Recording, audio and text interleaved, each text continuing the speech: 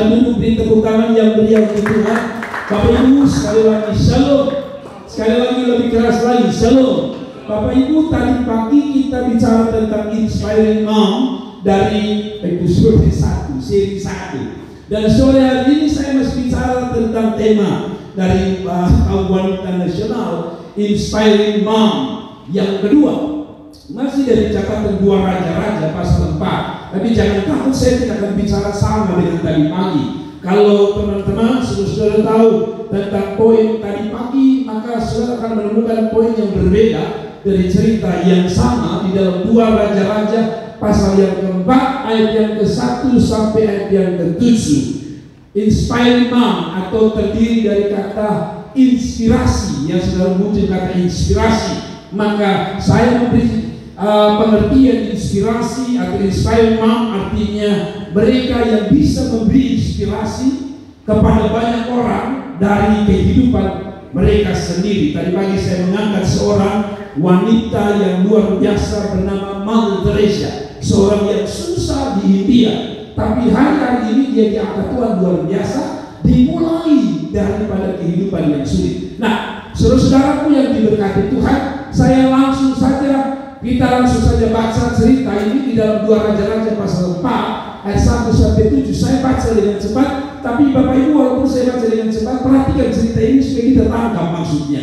Salah seorang dari istri-istri para nabi mengadukan hal yang kepada Elisa sambil berseru, hambamu suamiku sudah mati dan engkau ini tahu bahwa hambamu ini takut akan Tuhan, tetapi sekarang penagih hutang sudah datang untuk mengambil kedua orang anakku menjadi budakku.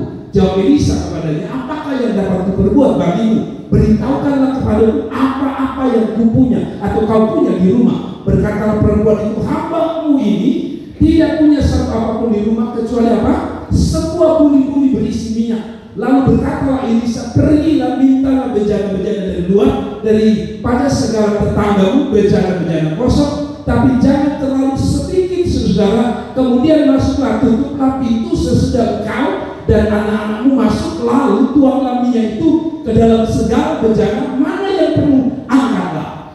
Pergilah perempuan itu daripadanya, ditutupnyalah pintu sesudah ia dan anak-anaknya masuk dan anak-anaknya mendekat bejana-bejana kepadanya, sedang ia terus-menerus menuang. Ketika bejana-bejana itu sudah penuh, berkatalah perempuan itu kepadanya, dekatkanlah kepadaku sebuah bejana lagi. Tetapi dijawab kepada ibunya, tidak ada lagi bejana. Lalu berhentilah minyak itu mengalir. Kemudian pergilah perempuan itu memberitahukan kepada abdi Allah, dan orang ini berkata, pergilah, jualah minyak itu, bayarlah hutangmu, dan hiduplah dari lebihnya engkau serta anak-anakmu. Saudara, demikian jauh pembacaan firman Tuhan yang dapat saya sampaikan kepada saudara. Wanita inspirasi atau wanita yang mampu menginspirasi. Nah, sudah tadi pagi saya bilang bahwa kita yang ada bukan semua wanita, kita ada pria, ada laki-laki.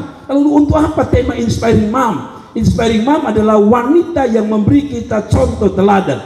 Saya tadi pagi bilang bahwa teladan itu tidak selamanya datang dari seorang laki-laki. Kalau saya laki-laki, saya tidak butuh harus laki-laki, bukan? Tadi seperti saya angkat tadi bahwa ada wanita bernama Mother Teresa, dan orang-orang baik laki-laki perempuan terinspirasi dari dia. Dan saya mau kita belajar dari seorang wanita dalam cerita ini, seorang janda. Dia memberi teladan, dia memberi inspirasi bagi kita. Nah, tadi pagi ada 4 inspirasi yang dia berikan kepada jemaat, kepada kita semua. Nah, hari ini atau sore ini saya bagi 3 saja inspirasi yang diberikan atau yang dapat dia sampaikan atau dapat dia transferkan di dalam kehidupan kita, saudara. Inspirasi apa yang kita bisa pelajari dari cerita janda ini? Satu, saudara, inspirasi pertama yang saudara bisa dapat adalah ketika wanita ini ada dalam masalah, dia datang untuk cari Tuhan, alias dia datang untuk cari pertolongan Tuhan. Saudara dengar baik-baik, ketika dia dalam masalah, dia memberi contoh, memberi teladan, memberi inspirasi kepada kita yang sama-sama punya persoalan. Nah, mungkin saudara tanya, Pak Gembala, apa persoalan wanita ini? Tadi kan kita baca, tadi pagi kalau saudara ikut, jelas sekali. Pertama, dia ini begini saudara, dia wanita yang merupakan istri hamba Allah. Ketika itu suaminya mati, dan pada waktu suaminya mati dia punya hutang. Pada waktu dia punya hutang, dia harus bayar. Karena pada zaman itu kalau orang tidak bayar hutang, maka anak-anaknya, ada 2 anaknya, akan diambil jadi apa? Jadi budak. Dan ini adalah persoalannya. Bayangkan kalau kita suami mati saja, pasti kita sedih. Jangankan suami mati, anak kita sakit berat saja, kita sudah sedihnya minta ampun. Apalagi ini suami meninggal, kasih tinggal hutang, anaknya mau dijadikan budak. Seorang mama mana yang tega? Seorang mama mana yang tidak sedih? Tapi perhatikan baik-baik, wanita ini tidak stres, wanita ini tidak lari ke obat-obat terlarang, wanita ini tidak lari ke tempat yang salah, wanita ini lari ke tempat yang benar, yaitu Tuhan Allah. Dan harusnya jemaat Tuhan, waktu kita ada dalam persoalan, kita tidak datang pada tempat yang salah. Siapa itu tempat yang salah? Sering orang lari pada tempat yang salah. Contohnya, ketika orang ada masalah rasa tidak beban berat, Liliba tempat orang selesaikan masalah. Jembatan Liliba jadi solusi, lompat lalu bunuh diri. Apakah itu jalan keluar? Orang percaya waktu ada dalam persoalan, maka tempat yang terbaik untuk dia berlari adalah Tuhan Allah. Wanita ini luar biasa, dia kasih contoh luar biasa.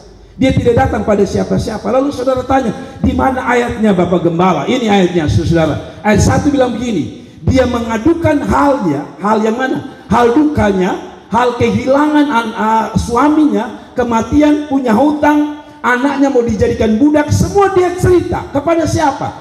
Ia mengadukan halnya kepada Elisa sambil berseru. Saudara dengar baik-baik.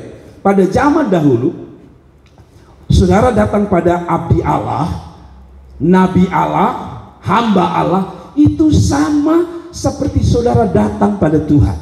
Jadi konsep orang Israel itu, kalau saudara datang pada imam, pada hamba Allah pada waktu itu ya, orang tahu bahwa itu Anda datang pada Tuhan. Ngerti ya? Yang kedua, kalau saudara baca Elisa itu punya arti adalah Tuhan Juru Selamat atau Tuhan Penolong. Jadi saudara-saudara, kalau kita ganti kata Elisa, maka dia berubah begini, mengadukan halnya kepada Tuhan Penyelamat, kepada Tuhan Sumber Pertolongan. Jadi saudara-saudara, tidak ada kata Tuhan di sini, tetapi makna daripada Elisa itu adalah ketika dia curahkan kepada Elisa. Kalau kita ganti tadi saya bilang apa? Elisa artinya apa? Tuhan Juru Selamat, Tuhan Penolong. Jadi kalau saudara ganti Elisa dihilangkan, maka kata itu berubah menjadi dia mengadukan kepada Tuhan yang bisa menyelamatkan dia dari persoalan, Tuhan yang bisa tolong dia dari persoalan. Persoalan dia hutang, dan itu luar biasa. Hari ini kita tidak berhutang, tapi ada anak kita yang sakit. Dokter mungkin memvonis dia punya penyakit yang tidak bisa ditolong, seperti wanita ini. Tapi Anda harus tahu bahwa datang pada Tuhan adalah sebuah perkara yang luar biasa. Nah, saya mau kasih tahu saudara, mengapa kita perlu datang pada Tuhan. Menurut ayat ini, wanita ini sadar. Mau datang pada suami sudah mati. Mau datang pada manusia terbatas. Lalu dia ingat datang pada Tuhan. Lalu saya ambil kesimpulan, mengapa pada waktu saudara ada persoalan harus datang pada Tuhan dan bukan di tempat lain. Satu, karena memang Tuhan adalah jawaban. Tidak ada tempat lain. Apalagi ketika saudara sudah cari pertolongan di mana-mana, tidak ada jawaban benar. Satu tempat yang terbaik adalah Tuhan. Yang kedua, mengapa harus kita datang pada Tuhan? Kalau saudara baca dari kitab Kejadian sampai Wahyu, khusus kalau saudara baca kitab-kitab sejarah sampai di Matius, Markus, Lukas, Yohanes khususnya, sampai ke Kisah Para Rasul, saudara perhatikan, semua yang datang ketemu Tuhan, tidak ada yang pulang dengan sia-sia. Saudara lihat, Bartimeus ketemu Tuhan, dia buta, dia lihat, betul ya? Lazarus atau saudara-saudaranya Marta dan Maria ketika ketemu Yesus, Lazarus dibangkitkan. Kalau saudara baca lagi, perempuan yang sakit pendarahan ketika bertemu Tuhan, apa yang terjadi? Pendarahannya disembuhkan oleh Tuhan. Mereka yang sakit di kolam Bethesda, pada waktu ketemu Tuhan, mereka dipulihkan. Kalau begitu kesimpulan sederhana, waktu saudara ada masalah, tidak ada tempat yang lebih baik dan terhormat kecuali Tuhan Allah. Kasih tepuk tangan itu. Saya berharap bahwa di tengah-tengah kekacauan pikiran, stres yang berkepanjangan, kebingungan dan tidak tahu mau lari kemana, Anda harus ingat alamat yang paling jelas hari itu adalah Tuhan Allah. Dan wanita ini luar biasa. Dia memberi contoh kepada anak-anaknya. Nah, mama tidak bisa tolong kamu sebentar lagi mau jadi budak. Mama juga tidak bisa bayar hutang. Tapi hari itu dia tahu di mana dia berlari. Tuhan Allah. Saya tidak tahu. Saya tidak tahu apa yang sedang doakan. Saya tidak tahu apa yang sedang saudara mimpikan. Tapi saya pesan saudara, datang pada Tuhan. Tidak ada yang sia-sia. Hari ini dia belum tolong saudara, besok datang lagi. Besok belum lihat pertolongan Tuhan, datang lagi. Minta belas kasihan Tuhan. Dan saya selalu melihat Tuhan selalu buat mujizat. Saudara dengar baik-baik. Kemarin saya guyon di sini, main gila orang Kupang bilang. Bahwa saya ini pendeta pencabut nyawa. Jadi kalau saudara-saudara sakit banyak, panggil saya. Saya doa 2 hari saudara pulang. Tetapi walaupun itu hanya guyon, tapi saya juga sisi lain selalu beriman Tuhan tolong setiap mereka yang sakit.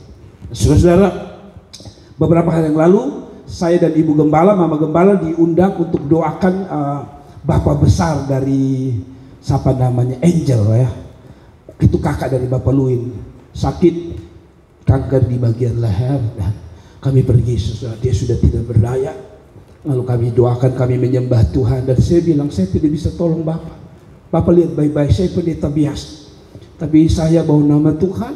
Dan kalau Bapak percaya, kita bisa sama-sama datang pada Tuhan. Kami menyembah, lalu saya doakan. Selesai itu, saudara-saudara, kira-kira 1 hari atau 2 hari kemudian, mereka bilang, Papa dia sudah parah. Kami pergi dan, saya pikir itu malam terakhir. Ketika saya berdoa, habis selesai, dia seperti tambah parah gitu. Saya sudah biasa lihat kalau orang sudah gelisah itu biasanya saudara dia sudah mau pulang. Jadi kalau saudara nanti ya, kalau sakit mulai gelisah, hati-hati, siap-siap mau pulang. Dan saya berpikir ini mau pulang, saya bilang Tuhan jangan dalam nama Yesus. Ketika kami habis berdoa, saya pulang saudara. Dan ketika saya pulang, tadi saya tanya Bapak Luin dan istrinya, saya bilang bagaimana Bapak Tusi? Dia bilang, aduh Bapak Tusi sekarang sudah makin sehat dan luar biasa. Saya pikir tempat yang terbaik hanya Tuhan. Saudara tahu waktu itu keluarga sudah angkat tangan. Dia sendiri saya lihat sudah angkat tangan. Tetapi Tuhan masih bisa turun tangan. Waktu saudara datang pada Tuhan, iya, kita jadi inspirasi bagi anak-anak. Waktu kita punya persoalan jangan lari ke tempat lain, kita datang pada Tuhan. Supaya nanti besok anak-anak kita punya persoalan, mereka juga akan ikuti jejak kita. Mereka datang pada Tuhan. Kasih tepuk tangan untuk Tuhan Yesus. Saudara lihat ini. Yang kedua saudara, inspirasi apa yang membuat kita bisa belajar dari ini? Nah tapi sebelum kita masuk pada poin kedua, ini persis seperti Yeremia 17 ayat 7. Wanita ini seperti Yeremia 17 ayat 7 dikata, diberkatilah orang yang mengandalkan Tuhan, yang menaruh harapannya pada Tuhan. Amin.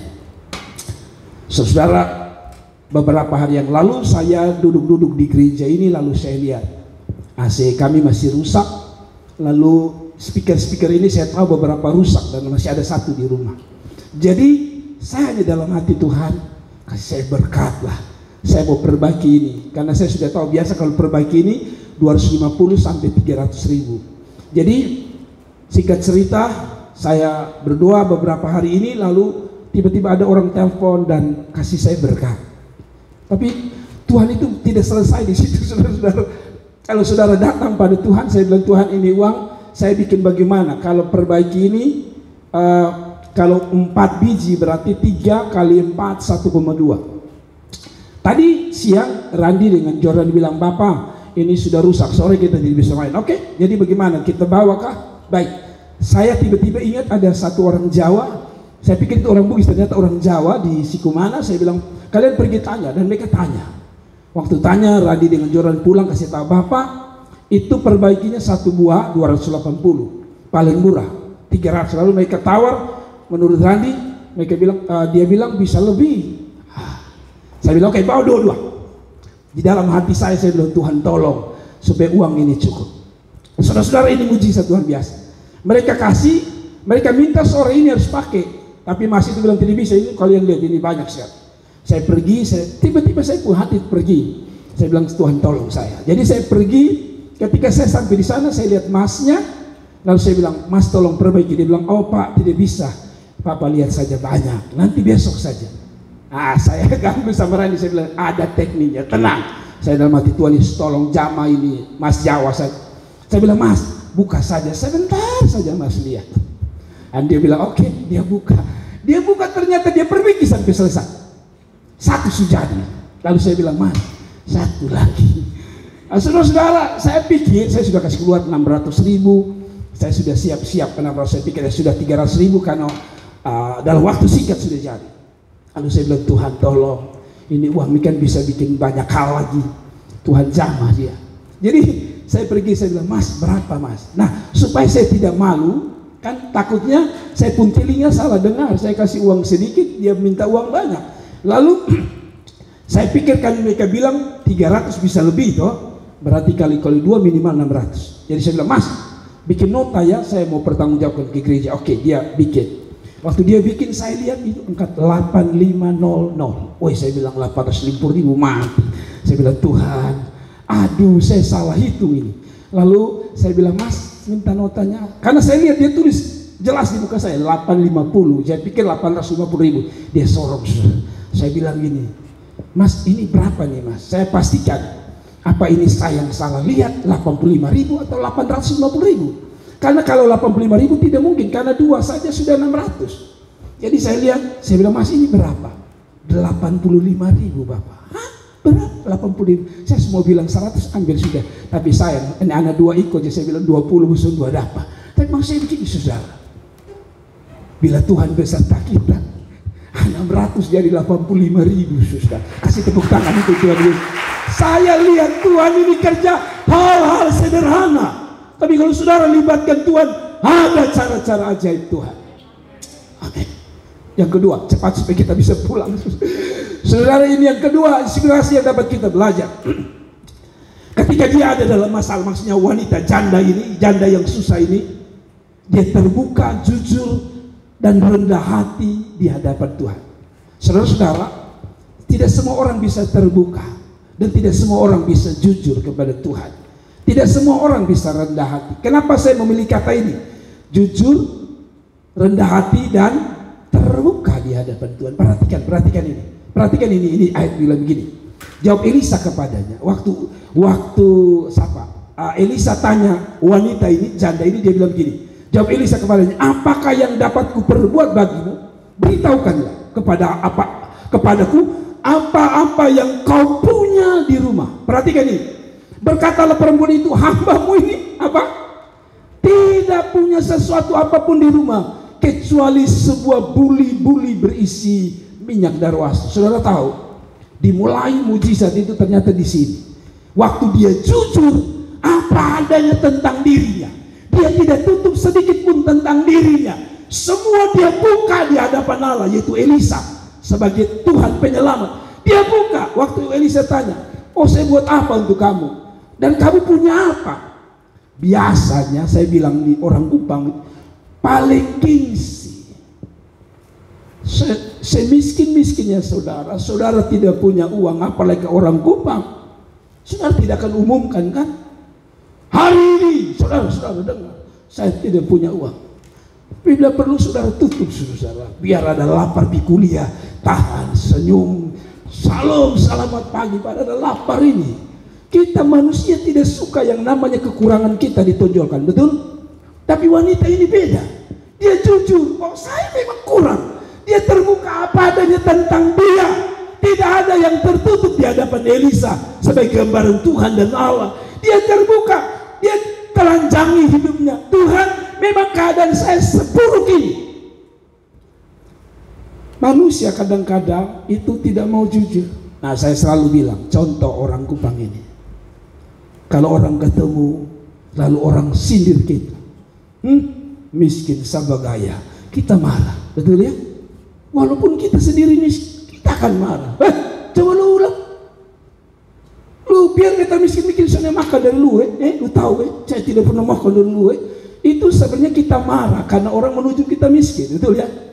Tapi herannya pada waktu bantuan pemerintah yang boleh dapat adalah orang miskin, kita paling depan. Lalu kita bilang saya miskin, mana berasnya? Saya miskin, mana bantuannya? Kan membuktikan bahwa manusia ini sebenarnya dengan jujur kalau kita mengakui kita ini siapa, itu tidak semua orang bisa. Hanya mereka yang rendah hati yang bisa mengakui. Amin. Itu seperti orang sakit, kalau dia jujur dengan dokter maka obatnya tepat. Betul tidak? Saudara, kadang-kadang kita ini suka tipu dengan dokter. Contoh, kita ini kan rata-rata orang Kupang kalau sakit itu, kalau belum hari keempat, belum napas di sini, kita belum ke rumah sakit. Betul ya? Nanti hari ke-6 kira-kira semua mati, baru bawa soalnya bapak soalnya kuat lagi. Nah sampai di sana dokter biasa tanya begini, ini bapak tuh sakit berapa hari? Takut dapat marah dari dokter, kita sering bilang begini, kemarin baru tadi malam. Padahal ini suatu hari yang lalu. Saudara tahu beda tangani orang yang tadi malam dengan 2 hari. Maaf, orang yang mencret, yang buang air terus, kalau saudara bilang baru tadi malam, maka dokter tidak akan tangani dengan serius karena baru tadi malam. Tapi kalau dia tahu 3 hari, dia akan tangani serius, Anda tidak mati. Tapi kita ini kan orang Kupang selalu daripada dokter malah bilang baru tadi malam, sehingga dokter kasih dosis yang tadi malam, 3 hari tidak sembuh. Padahal yang dokter butuh jujur, ini bapak tua sampai 4 hari yang lalu. Betul ya? Kita ini kan sering begitu. Kalau tidak parah, tidak begitu. Kita harus supara dulu, tapi sudah parah dia tidak jujur. Contoh, kita bu mama ini mau bawa ke dokter. Anak ini ada duduk bermain, tiba-tiba perut sakit. Tanya, lu makan apa? Kok lu malam ini pilek? Karena kita takut mama sudah bilang jangan minum es. Tapi karena kita takut mama bilang, masih minum apa-apa, mama betul. Mama tanya, lu minum, kok buktinya lu ingus? Tahu deh mama soal ke mama nih, lihat sampai es di mana. Padahal es kalau bisa berteriak dari dalam, beta ada di sini. Lihat, seandainya dia mengaku, maka dokter tahu bahwa ini karena es, maka ditangani pun gampang. Demikian dengan Tuhan. Waktu saudara dan saya ada masalah, belajar jujur sama Tuhan. Kalaupun saudara tidak bisa jujur dengan teman karena gengsi, mari kita jujur pada Tuhan apa adanya tentang kita. Amin. Saya bisa gengsi cerita masalah saya dengan saudara, tapi Anda tidak perlu gengsi cerita apa adanya dengan Tuhan. Sering orang bilang kalau cerita dengan kawan ini hari cerita 1 meter sampai di sana 5 meter, ke tetangga jadi 10 meter. Maka karena itu ceritalah pada Tuhan, karena kalau saudara cerita 1 meter, dia selesaikan juga 1 meter. Tapi kalau saudara cerita dengan tetangga, Anda cerita 5 meter, dia cerita sampai camplong. Nah itu masalah bagi kita. Tapi tempat yang tepat adalah Tuhan Allah. Amin. Sekali lagi, kita perlu jujur sama Tuhan. Katanya orang yang jujur itu meringankan bebannya. Mengapa saudara punya sohib? Weh lu masih dulu, kita terlalu jengkel, masih kau bercerita seluruh. Setelah Anda cerita pelong di sini, betul ya? Walaupun Anda tidak tahu bahwa ini satu, ada bilang bahas sudah ada bahan gosip bahan, tetapi minimal Anda rasa ringan di sini. Lepas dari dia mau cerita ke siapapun, katanya orang yang cerita kepada seseorang itu ringan di sini. Dan mengapa Anda tidak berbagi kepada Tuhan? Jujur apa adanya. Saya tidak tahu apa yang saudara sedang alami. Saya tidak mungkin cerita semua kejujuran saya di hadapan saudara. Tapi banyak kali saya jujur sama Tuhan. Seperti tadi, kalau saya sudah uang habis, kadang-kadang saya bilang Tuhan, Tuhan lihat ini, masa mau makan super mie saya pun setengah mati oleh Tuhan. Lalu ada saja cara Tuhan, tiba-tiba ada saja berkat Tuhan yang saya dapatkan. Mari kita jujur. Saudara mau jujur dengan Tuhan tentang hidupmu, tentang ketakutanmu, tentang kecemasanmu, tentang apa saja keraguanmu, datang curhat sama Tuhan, sebab tempat terbaik adalah Tuhan Allah. Kasih tepuk tangan yang meriah untuk Tuhan. Yang terakhir lalu kita tutup dalam doa. Nah, saudara-saudara, kenapa saya sebut rendah hati? Karena mereka yang rendah hati, yang berani jujur cerita tentang kehidupan mereka. Saya ingat waktu Raja Daud ya, waktu Raja Daud jatuh dengan Bathsheba. Dia tidak pernah jujur sama siapa-siapa. Dan saudara tahu katanya Daud itu orang yang paling rendah hati karena paling jujur. Kalau saudara baca Mazmur, ada Daud punya nyanyian yang berkata, Tuhan jangan ambil rohmu daripadaku. Itu nyanyian dia tentang dosa. Dan katanya belum ada hamba Tuhan yang berani nyanyi tentang dosanya kecuali Daud. Dia cerita, dia nyanyi, dia bikin masuk tentang dosanya. Berani.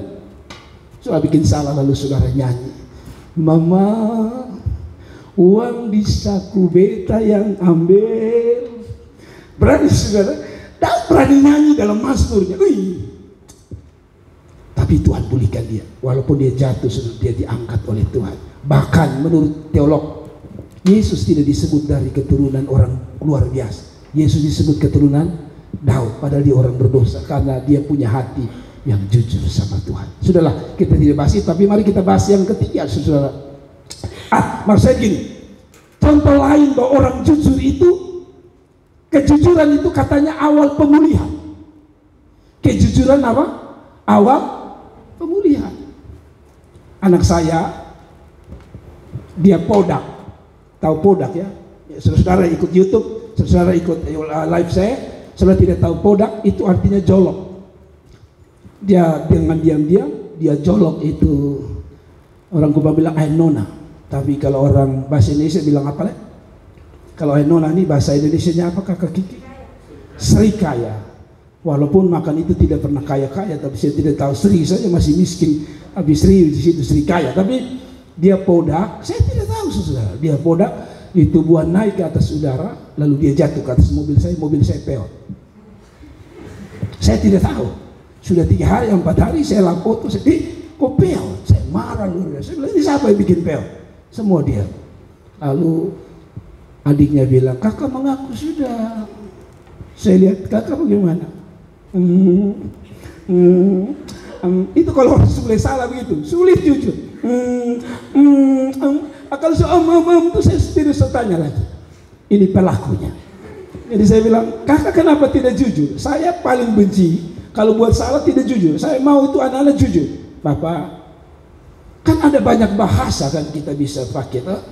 Walaupun kita takut di orang tua, pakai bilang Bapak, beta mau jujur, jangan marah. Biasanya saya pakai itu dulu. Mama jangan marah. Cerita lah belum cerita semara. Nah, kita boleh takut. Semua jujur, tua semua separan, farek dong. Saya mau dia jujur, tapi dia tutup-tutup waktu saya marah. Saya bilang, Bapak lebih suka lu jujur. Bapak beta buat ini, podak itu puah. Saya marah. Saya marah karena apa? Pertama ini untuk saya bergumul luar biasa. Tapi yang kedua, saya paling jengkel kalau sebuah salah tidak jujur. Lalu dia sudah katakan, saya sudah mau bikin apa lagi? Tidak mungkin kita tiup tuh. Ini body otot tidak bisa tiup. Kalau balon kita tiup dia dikembung naik di body. Tapi saya pun maksud begini, seandainya dia datang bilang, Bapak jangan marah, apalagi sambil nangis. Saya salah. Itu biar Bapak mau surat sana Pak Poko juga. Kayak orang apa namanya kena matahari itu langsung ini tidak mengaku lagi. Aduh, itu saya paling marah. Nah, maksud saya begini saudara, datanglah pada Tuhan. Tuhan tidak pernah marah saudara. Amin. Memang saya sempat marah karena itu saya tidak mau dia tidak jujur. Kadang-kadang kita ini bikin pica mama pempiring, kita bukan mengaku, kita sembunyi di sampah Bapak. Lalu mama tanya, ini piring di mana? Tahu. Bayangkan, sudah berdosa tidak mengaku lagi. Kita setrika mama pembaju tak salah, angus. Mama tuh cium bau, apa tuh? Soalnya mama ini tahu apa orang buka bakar sampah, padahal mama tua punya. Sebenarnya sederhana, orang tua mau itu jujur. Amin. Ada yang pernah punya pengalaman sembunyi piring, pulang mengaku bilang, Bapak yang 20 lusin itu sebenarnya beta. Tapi maksud saya begini, intinya kalau saudara mengaku orang tua, apa ada dia marah sedikit, ya biasa itu dia ampuni saudara. Bapa di surga pun demikian. Amin. Nah, saudara lihat ini dalam Yohanes pasal 2, mereka kehabisan anggur. Ibu Yesus cukup jujur sama Tuhan Yesus, bilang gini, ketika mereka kekurangan anggur, kurang anggur di pesta, Ibu Yesus berkata kepadanya, mereka kehabisan anggur. Bayangkan, kita kalau bikin pesta, lihat tamu makin banyak, makanan makin sedikit. Pernah saudara umumkan? Bapak Ibu yang dari belakang minta maaf ya, ngasih habis sate kemarin, sate tinggal 2 tusuk, jadi yang lain pulang saja. Tidak ada. Kita akan bilang, atau pokoknya besok mau tahu makan. Entah di Pungkua saja, ke di Bumi saja, kita malu untuk mengakui, betul ya? Tapi ini Ibu Yesus lain, dia bilang, kami kekurangan Tuhan, dan Tuhan buat mujizat. Saya mau bilang sama saudara, kalau saudara takut, ngomong sama Tuhan. Tuhan, beta takut sekali. Kalau ada rasa gelisah, bilang sama Tuhan, beta gelisah Tuhan. Curhat sama Tuhan, terbuka sama Tuhan. Dan Alkitab bilang, perempuan janda itu dan peristiwa air berubah jadi anggur terjadi hanya dari satu, ada pengakuan di hadapan Tuhan, ada kejujuran di hadapan Tuhan. Satu lagi, lalu Yesus berhenti dan memanggil mereka. Ia berkata, apa yang kamu kehendaki supaya aku perbuat bagimu? Jadi dia tanya, lu ini ada masalah apa dan lu mau apa? Persis, ini saya punya pertanyaan. Lalu ayat 33, jawab mereka, Tuhan, supaya mata kami dapat melihat. Maka tergelaklah hati Yesus oleh belas kasihan, lalu ia menjamah mata mereka, dan seketika itu juga mereka melihat, lalu begitu dia. 2 orang buta ini punya masalah, yaitu buta. Dan Tuhan tanya, lu ini ada apa? Mereka cukup jawab, kami buta, kami ingin sembuh. Yang Tuhan mau adalah kejujuran, saudara. Bahkan saya pernah diajar oleh seorang hamba Tuhan, bahkan sampai pada hal sepele. Ketika saya tidak punya uang di dompet sama sekali, katanya kalau lu tidak ada uang, nah, tapi saudara jangan kasih tunjuk di orang ya.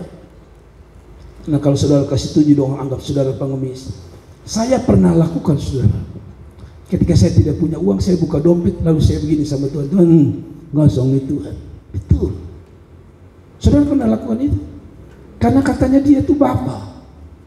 Kan saudara tidak mungkin pergi ke mertua bilang, mertua sana ada.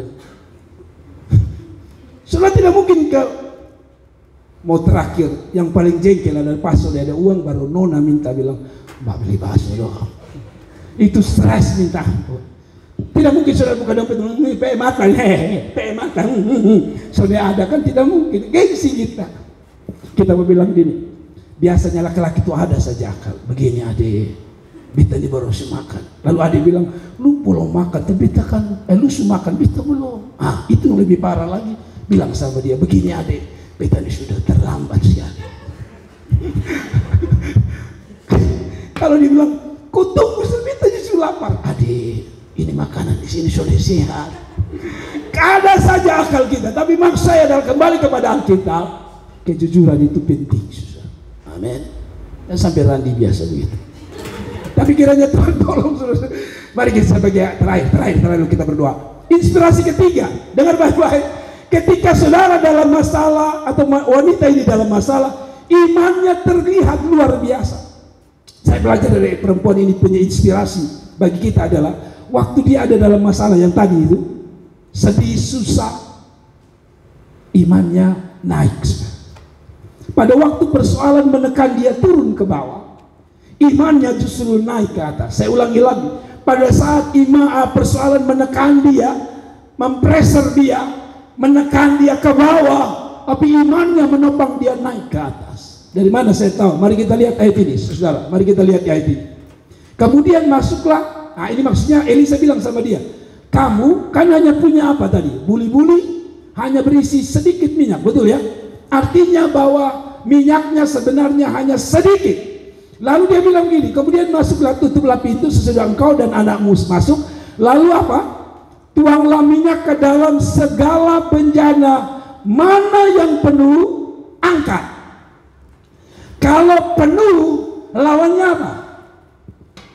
Lawannya apa? Kosong, betul ya? Penuh lawannya kosong atau kurang. Nah saudara-saudara, setiap bejana yang ditaruh kosong, saudara, Alkitab mengatakan itu terisi, betul ya? Apa artinya? Iman itu mempercayai dari yang tidak ada menjadi ada. Tadi kosong, setiap bejana yang dipinjam dari tetangga kosong. Tapi imannya bahwa ini kosong, oleh Tuhan bisa diisi. Ada amin. Contohnya apa? Dokter bilang ini sudah tidak mungkin, ini sudah kosong harapan. Tapi dengan iman kita bilang, saya punya harapan, saya isi harapan itu, lalu Tuhan bekerja lewat harapan dan iman itu, mujizat terjadi. Itu maksudnya. Yang kedua, iman itu pasrah. Saudara lihat, kalau manusianya sendiri mana mungkin? Jangankan bikin minyak, bikin air dalam botol yang kosong, saya tidak mungkin. Tapi dia pasrah, dia percaya pada Tuhan bahwa ini memang kosong. Tapi ketika aku berserah kepada Tuhan, yang kosong ini pasti ada. Iman selalu berserah pada kuasa Tuhan. Bayangkan kalau dia berdiri dengan kekuatan dan pikirannya, maka dia akan pikir begini, mana bisa minyak, air saja tetes tidak mungkin kok, itu pikiran. Tapi karena dia berserah kepada Tuhan, dia yakin ketika kuasa Tuhan bekerja, apa yang tidak mungkin menjadi mungkin. Yang tadi kosong bukan hanya bisa diisi oleh air, minyak terbaik. Karena menurut ayat ini, menurut beberapa tafsiran, ini bukan minyak biasa, saudara, minyak urapan. Ini minyak mahal, minyak berharga yang diisi dengan kepasrahan kepada Tuhan adalah bejana yang kosong. Amin. Yang ketiga, iman selalu terjadi sesuai dengan apa yang kita imani dan tindaki. Saya ulangi lagi, iman terjadi sesuai dengan apa yang kita imani dan apa yang kita tindaki. Saudara lihat ini, menarik ayat 5. Pergilah perempuan itu daripada, ditutuplah pintu. Sesudah ia dan anak-anaknya masuk, dan anak-anaknya mendekatkan bejana-bejana kepadanya, sedang ia terus-menerus apa? Menuang. Lalu ayat selanjutnya bilang begini, saudara, ini menarik sekali. Ketika bejana-bejana itu sudah penuh, berkatalah perempuan-perempuan itu kepada anaknya, dekatkanlah kepadaku sebuah bejana lagi. Lalu anaknya bilang, tidak ada lagi mama. Maka kita bilang, berhentilah minyak itu mengalir. Apa artinya, saudara? Kadang-kadang Tuhan harus bekerja dimulai dari apa yang kita percayai dan apa yang kita tindaki. Begini, waktu Elisa bilang ambil sebanyak mungkin bejana, dia ambil. Dan sejauh sebanyak bejana yang diambil, itu yang mujizat terjadi. Apa artinya? Katanya, saudara dengar, katanya setiap mujizat itu ada modal dasarnya. Tidak ada mujizat yang tanpa modal dasar. Setiap mujizat ada modal dasarnya. Yang modal dasarnya adalah kumpul semua bejana, lalu Tuhan melakukan sesuatu. Artinya ada tindakan dia. Iman itu tidak buta, iman itu tindakan. Jadi kalau saudara tidak beriman tapi tidak ada tindakan, tidak akan terjadi. Satu waktu Yong Gi Cho, hamba Tuhan, pengkhotbah gereja terbesar dunia, KKR. Dan pada waktu KKR, mereka minta supaya kalau bisa di Afrika, kalau tidak salah, itu harus ada hujan. Dan ketika mereka doa tidak ada hujan, lalu Tuhan kasih Yong Gi Cho ini ide. Itu panas terik, kayak kita nggak bulan Oktober gini, panas. Lalu kalau saudara panas di bulan Oktober, coba saudara pakai mantel keliling kota Kupang. Kira-kira orang bilang apa? Inakunuk saudara suada. Karena kita anggap gila. Karena mantel itu kita gunakan pada musim hujan, Desember sampai Februari, betul ya? Tapi Yong Gi Cho ini dapat ide, kan kita minta hujan. Lalu Yong Gi Cho pegang payung, lalu berdoa. Semua orang protes. Ini pendeta gila, panas begini. Ya kan kalian minta hujan, saya tidak mau basah. Lalu dia pakai payung. Dan ketika dia doa hujan turun, orang basah, dia tidak. Dia imani, tapi dia bertindak. Amin. Kemarin saya bilang dengan kakak Eti, kakak Uya, untuk anak mereka yang sakit. Saya bilang percayalah, kalian sudah melakukan bagian kalian. Tindakan iman kalian itu bawa ke dokter. Medis sudah tangani. Kita sudah lakukan bagian kita, ambil bejana, bawa anak kita ke rumah sakit. Sekarang iman itu di samping tindakan, sekarang kita berserah kepada Tuhan. Maka Tuhan akan memberkati. Waktu itu saya berdoa, Tuhan berkati obat-obat, makan apapun yang anak ini makan, Tuhan berkati. Jadi mengerti ya, setiap mujizat harus ada modalnya. Masih ingat 5 roti dan 2 ikan? Tuhan tidak bikin langsung, betul ya? Tuhan tanya, adakah roti di sini? Lalu ada anak kecil bilang, betampung ada di sini. Lalu dia bilang, bawa siapa? Lalu dia ambil anak itu punya, betul? Minyak ini bukan tidak ada sama sekali, ada. Iman tidak kosong, harus ada tindakan iman. Saya pernah cerita di sini. 6 tahun saya bergumul dapat motor di Alor, tidak pernah dapat. Sampai satu waktu orang bilang, sudah tindaki dengan iman. Saya bilang, maksudnya? Masa saya harus mau imani beli motor, saya beli bahan dahulu, kan itu gila namanya. Dia bilang, oh tidak perlu begitu. Bapak ada SIM? Tidak ada. Bapak beli SIM, Bapak urus SIM dulu, baru Tuhan kirim motor. Saya pikir betul juga ya. Saya urus SIM, saudara. Dan benar, setelah saya urusin, ketika saya singkat cerita saya datang ke Kota Kupang, ada orang mau beli saya motor. Iman itu harus dimulai dengan tindakan. Apa modal saudara? Tindakan. Amin. Saya selalu bilang di sini, kalau senona-nona seumur 40 belum kawin-kawin, ada tindakan iman, make up, sikat gigi bye-bye, pakai bedak bye-bye lipstick, bukan lu tambah dadolek. Lalu saudara, aku percaya Tuhan Maha Kuasa. Yang datang setan yang Maha Kuasa. Mengerti ya? Emang saya begitu, tindakan itu harus ada. Betul Om Roli, harus ada tindakan iman. Amin. Kalau sudah tidak tindakan iman, saudara, itu namanya iman buta. Amin. Amin. Saudara-saudara, saya kredit motor. Saya tidak bisa imani, saya bilang Tuhan kirimkan motor. Tidak ada orang dealer yang kenal saya. Saya imani dengan saya pergi tanya-tanya, mulai tanya-tanya, ini motor berapa nih? Oh ini harga 28, ini 22, oh ini. Saya semua tanya, ada yang 4 juta kok. Kita ini suka tanya semua, padahal uang kita tidak sampai. Tapi saya sudah tanya, minimal saya tanya, kalau saudara ingat tahun itu, mereka masih kecil, semua brosur saya ambil. Betul, orang bagi-bagi jalan saya ambil. Tapi memang hati saya itu sudah di karisma, motor karisma waktu itu. Karisma, MPM, saya ambil. Saya dalam hati Tuhan, saya sudah ambil. Waktu lihat angka Tuhan, mustahil Tuhan. Saya cari yang paling angka paling kecil, cicilan paling kecil, masih besar juga pada waktu itu. Tapi saya ambil, saya bilang ambil. Walaupun saya bingung, habis ini saya bayar pakai apa. Tapi saya lunas karisma itu. Jadi begini-begini pernah punya karisma. Bukan seperti Soekarno, karisma dari Honda. Tapi mau saya gini, tindaki, jangan sekedar imani. Amin. Amin. Lamar kerja itu bukan sekedar saudara berdoa, Tuhan, kepala dinas ada di mana? Tuhan pertemukan saya waktu di Pasar Reba, pas dia belanja dia togor beta. Halo, sudah targo. Itu orang gila namanya. Saudara harus bikin tulisan, lapor ke sana, lalu saudara berdoa, Tuhan jamah kepala dinas. Karena dia akan tahu ada surat di situ bernama Nimrod Nubatonis yang lamar. Kalau saudara tidak ada siapa kenal siapa, mengerti mau saya? Saudara mengerti ya, iman itu praktis juga. Bukan iman itu bodoh-bodoh. Amin. Amin.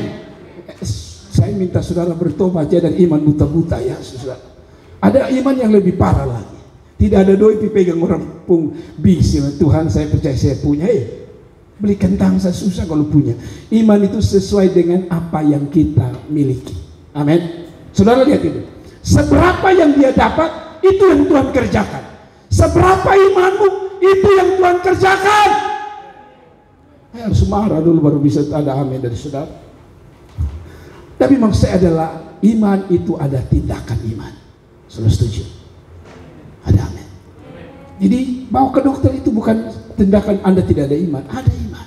Saya bawa ke dokter bagian Tuhan. Dan di dalam dokter saya bilang, Tuhan pakai dokter menyembuhkan dia. Kecuali dokter bilang begini, ya saya tidak bisa lagi. Maka saudara datang langsung pada Tuhan. Tapi sebelumnya saudara bisa pakai apapun. Amin. Amin. Saudara, iman itu seperti orang makan. Iman itu seperti apa? Orang makan. Pernah saudara taruh makanan, saudara, Tuhan terima kasih, bersyukur buat makanan ini. Sekarang Tuhan, aku percaya nasi ini akan ke mulutku. Lu tunggu sampai 40 hari, 40 malam, dia tetap ada di situ. Iman itu seperti orang makan, dia ada di situ, saudara ambil dan kasih masuk di mulut. Dan saudara kunyah dan telan. Iman itu juga demikian, harus ada tindakan nyata. apa yang saudara akan lakukan. Amin. Amin. Katanya begini, banyak orang minta diurapi Tuhan. Contoh, ada pendeta bilang begini, Tuhan urapi saya waktu saya menyampaikan firman Tuhan. Dia tidak pernah baca firman Tuhan, tidak pernah siap firman Tuhan, lalu dia bilang urapi saya. Itu namanya bodoh. Tuhan mengurapi apa yang ada. Betul ya? Selalu kalau raja mau diurapi, pasti di kepalanya, tidak ada di bayang-bayang kepalanya. Sentuh kepalanya, artinya ada bagian yang disentuh. Kalau saudara mau otakmu diberkati, maka belajar lalu bilang, Tuhan berkati apa yang saya pelajari. Itu baru namanya iman. Mengerti? Kalaupun tidak mengerti, sudahlah, saya sudah tidak tahu lagi menyampaikan. Tuhan memberkati, kasih tepuk tangan. Mari kita jadi inspirasi bahwa kita masih punya harapan di dalam Tuhan. Tuhan berkati. Mari kita bangkit berdiri saudara, dan kita akan berdoa.